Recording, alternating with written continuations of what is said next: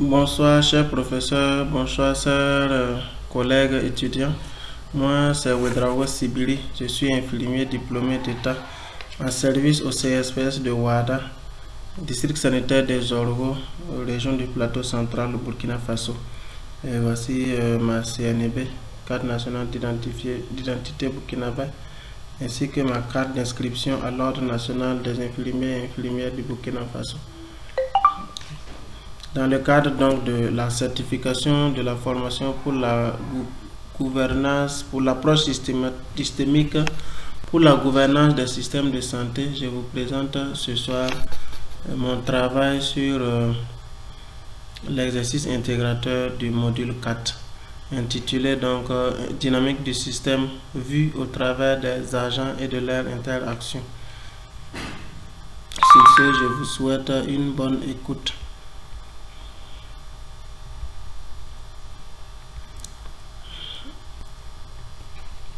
Alors,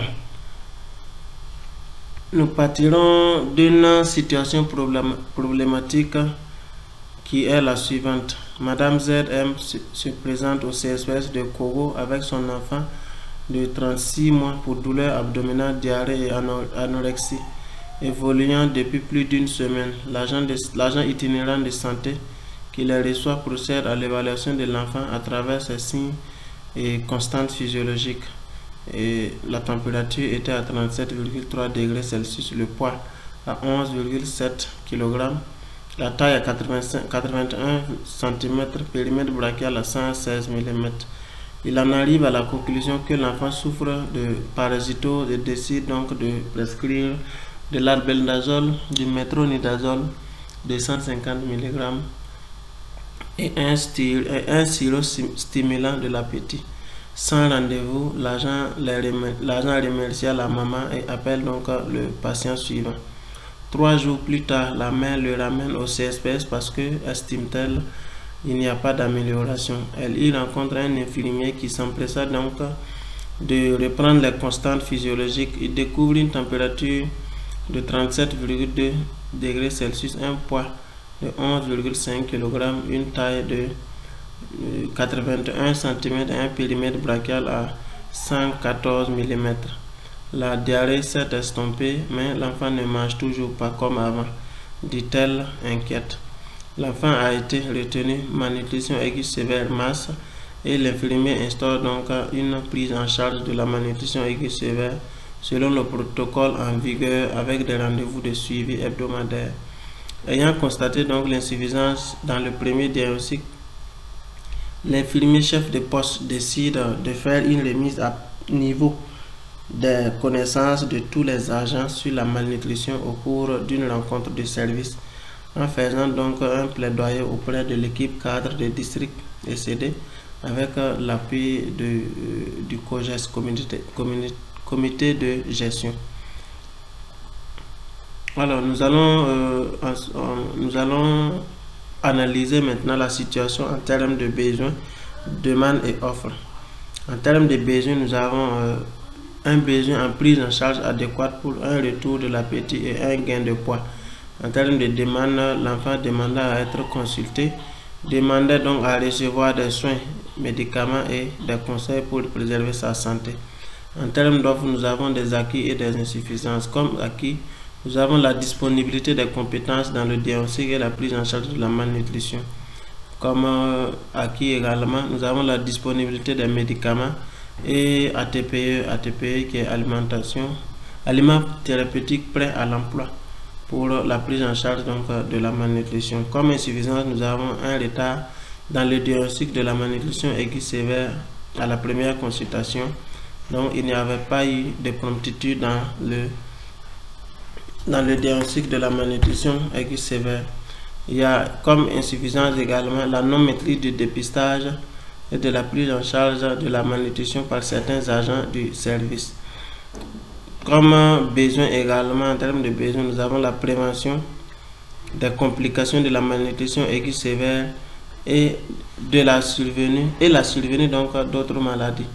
Comme demande, l'enfant demandait à avoir des rendez-vous de suivi pour aider à se maintenir en bonne santé. Comme offre, Nous avons également des acquis et des insuffisances ici. Comme acquis, nous avons la disponibilité d'un programme de consultation des nourrissons sains et de suivi des malnutris, des enfants malnutris. Et comme insuffisance, nous avons une insuffisance dans la communication avec les malades et accompagnants. L'enfant qui n'a donc pas bénéficié d'un rendez-vous à la première consultation. Nous avons ici le processus de changement. Le processus de changement qui est composé donc de deux grandes parties, dont la situation actuelle et la situation souhaitée. La situation souhaitée qui est la situation que nous souhaiterions avoir, le fonctionnement optimum des services. Voilà, et nous allons partir de la situation actuelle qui est donc la non-maîtrise du diagnostic de la malnutrition aiguë sévère par certains agents. Il y a un déficit communicationnel également. Et partant de cette situation actuelle qui n'est pas vraiment reluisante, nous souhaiterions que l'équipe cadre des districts intervienne dans le renforcement donc des compétences des agents sur le dépistage et la prise en charge de la malnutrition à travers donc des séances de formation et des affichages des protocoles. Après ces actions donc de la part de l'ECD en accompagnement et avec l'appui donc du comité de gestion COGES, nous aurons, comme l'indique le sens de la flèche là, des compétences et la promptitude dans le dépistage et la prise en charge de la malnutrition ainsi que les méthodes de prévention, la maîtrise et le respect des protocoles. Tout cela donc devrait concourir à une amélioration de l'état de santé des enfants et de leur qualité de vie, qui est donc notre situation souhaitée ici. Alors, nous en arrivons donc pour l'aboutissement à cette situation, pour déboucher donc à cette situation souhaitée. Nous avons identifié des acteurs et des cas d'utilisation. L'acteur principal ici, c'est le patient, c'est-à-dire l'enfant. Les acteurs secondaires, ce sont les accompagnants et les agents de santé. Les cas d'utilisation, nous avons la consultation curative, le diagnostic, le traitement, la prévention des complications et le suivi. Ici, nous avons le diagramme de cas d'utilisation. Donc, nous avons à ma gauche le patient qui est l'acteur principal. L'acteur principal, donc, dont l'état de santé va requérir la réaction des agents de santé à ma droite, qui sont les acteurs secondaires. Ainsi donc, nous avons 4 grands cas d'utilisation, dont poser le diagnostic de la malnutrition, prendre en charge la malnutrition, prévenir les complications et en programmant donc les visites de suivi hebdomadaire. Donc l'enfant qui est malnutri avait besoin dans son état de malnutrition, avait vraiment besoin qu'un diagnostic, un bon diagnostic soit posé, le diagnostic donc de la malnutrition aiguë sévère de la part des agents de santé, ce qui n'a pas été le cas donc à la première consultation. Et ensuite, deuxième cas d'utilisation, après avoir diagnostiqué, l'enfant vraiment avait, l'état de l'enfant nécessitait qu'il soit pris en charge pour la malnutrition aiguë sévère. Et cette prise en charge devrait venir d'où? Ça devrait venir des agents de santé et des accompagnants qui est ici représenté par sa maman ou accompagnant d'enfant ou gardien d'enfant plutôt. Voilà. Troisième cas d'utilisation, la prévention des complications. L'enfant, l'état de l'enfant, pour la plupart des cas, débouche à des complications qui entravent donc le développement optimal du moins de l'enfant.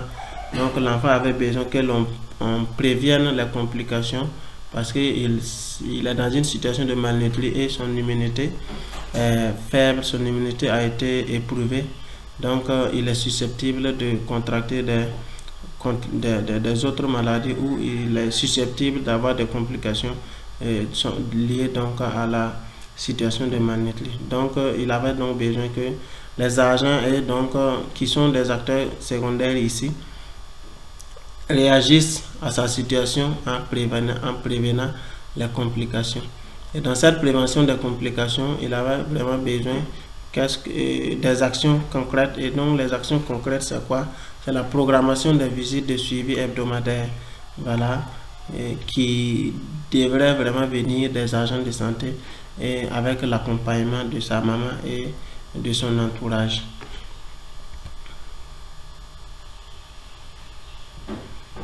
Voilà, nous en arrivons donc maintenant au tableau NPT qui est Normalization Process Theory.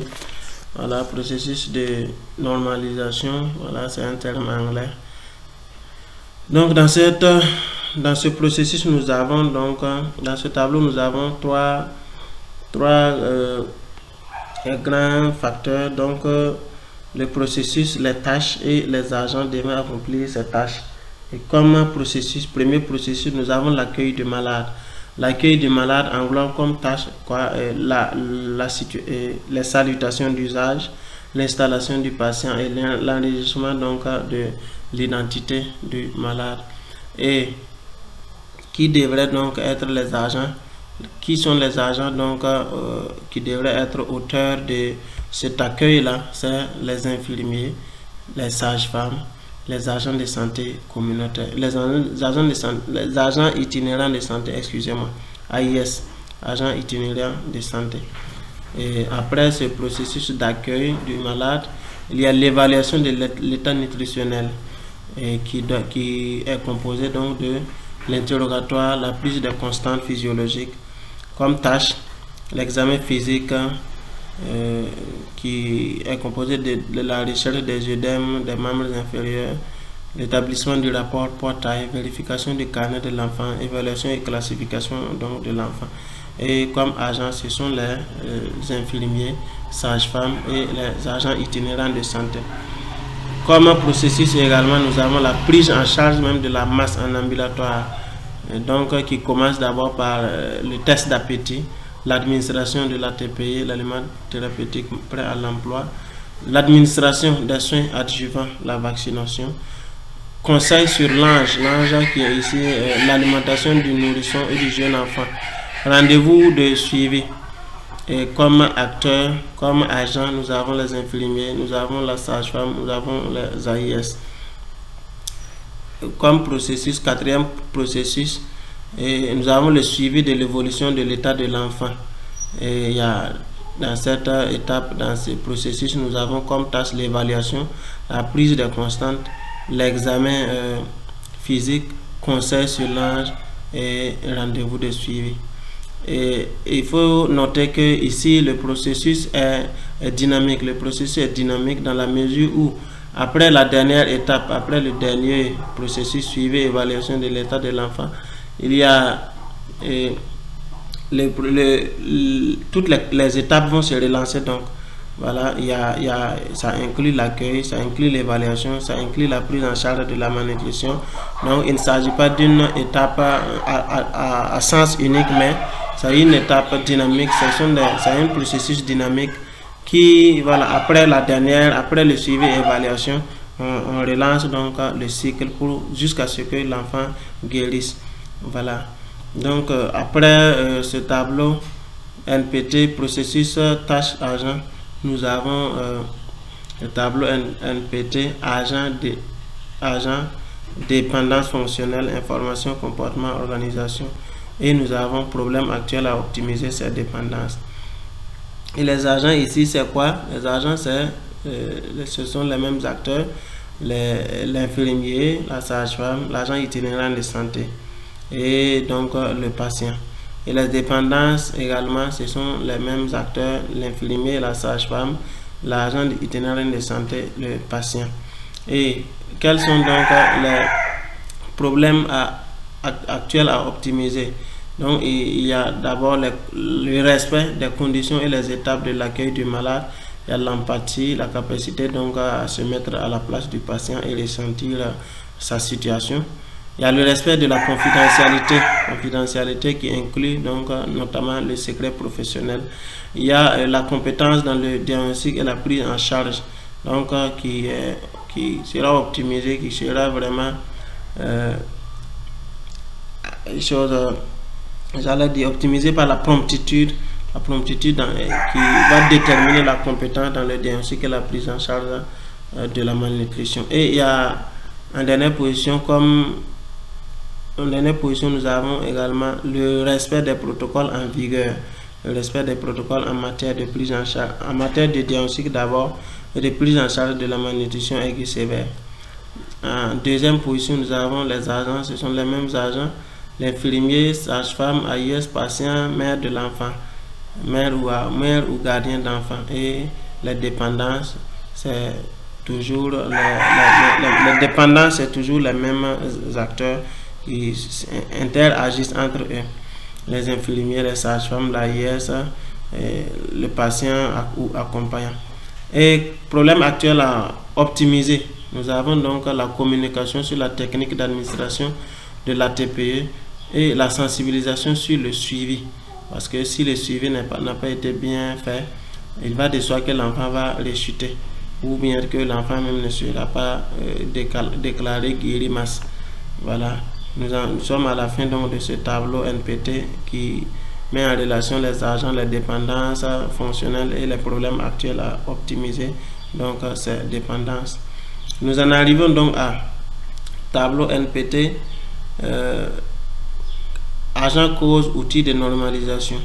Nous avons à gauche les agents qui doivent faire quoi? Qui doivent respecter les conditions et les étapes de l'accueil du malade, qui doivent manifester de l'empathie, respect de l'intimité, respect de la confidentialité, notamment le secret professionnel, la compétence dans le diagnostic et la prise en charge, donc promptitude et adéquation, le respect donc des protocoles en vigueur. Et quelles sont les causes donc qui ont suscité vraiment cette demande-là, demande de respect des conditions et ainsi de suite. Et la cause, c'est quoi? Il y a l'absence de communication sur les rendez-vous. Il y a la faible maîtrise dans le diagnostic de la malnutrition aiguë sévère, ainsi que dans sa prise en charge. Il y a le manque de pertinence même dans la prise en charge de la malnutrition aiguë sévère. Comme outil de normalisation, ici nous avons l'affichage donc des protocoles en vigueur. Il y a la disponibilisation des affiches et des boîtes à images. Ici, il ne s'agit pas de vouloir afficher. Il faut s'assurer d'abord même déjà que il y a des affiches et des posters vraiment qui en la matière qui existent. Voilà, et nous en arrivons ici à la deuxième ligne. Nous avons la communication sur la technique d'administration de la TPE, communication sur l'âge, alimentation du nourrisson et du jeune enfant, mettre l'accent sur l'importance du suivi hebdomadaire. Et quelle est la cause? Donc, c'est le déficit communicationnel sur les rendez-vous. Il faut donc les outils de normalisation, il faut négocier et noter les rendez-vous dans le carnet, la carte de ration et la fiche individuelle de suivi des malnutrition. Et nous en arrivons à la dernière étape qui est vraiment le résumé de tout ce que nous avons fait derrière. C'est-à-dire ici nous avons les différentes composantes du système de changement, le processus de changement qui est composé donc des ressources en personnel, des ressources financières, des ressources voilà, temporelles et tout. Et qu'est-ce qu'on a ici? Nous avons d'abord les CD qui représente les formateurs, d'où la flèche donc ici à double sens, le CD qui est pourvoyeur donc de formateurs. Voilà, et lors de ces formateurs dispenseront donc le leadership, l'expertise et la formation, et mettront donc à la disposition des acteurs les ressources nécessaires Ils vont entreprendre des supervisions et des suivis et évaluations. Et les CED et CD là va administrer donc ces formations acquises au personnel du CSPS. Personnel du CSPS donc qui doit bénéficier plutôt lors de ces formations, qui devrait vraiment sortir avec des compétences, la conscience professionnelle, l'empathie que je rappelle ici, la capacité de l'être humain à ressentir la douleur d'autrui, à se mettre à la place d'autrui, et le respect des protocoles. Et tout cela bénéficiera à qui? Bénéficiera aux usagers. Les usagers qui sont le patient, la mère de l'enfant accompagnant, c'est-à-dire le patient et son entourage. Et tout cela, et l'intérêt donc de cette compétence, conscience professionnelle, l'empathie et le respect des protocoles est que les usagers recouvreront vraiment leur autonomie, leur bien-être, le droit à l'information, le droit au respect de la personne humaine pour le grand bonheur des enfants, des patients et de leur entourage. Donc, je reviens ici rappeler que cette flèche à double sens montre que le personnel donc du CSPS, ce sont les infirmiers, les sages-femmes et les AIS. Voilà, l'infirmier, la sage-femme et l'AIS. Et tous ces acteurs, que ce soit les formateurs, les agents et les usagers, sont en interaction, d'où donc les flèches à double sens ici. Ils interagissent ensemble pour que le système tout entier marche. Merci beaucoup. Nous sommes à la fin de notre présentation. Nous sommes ouverts aux suggestions, aux questions et aux amendements. Merci et excellente suite à tous.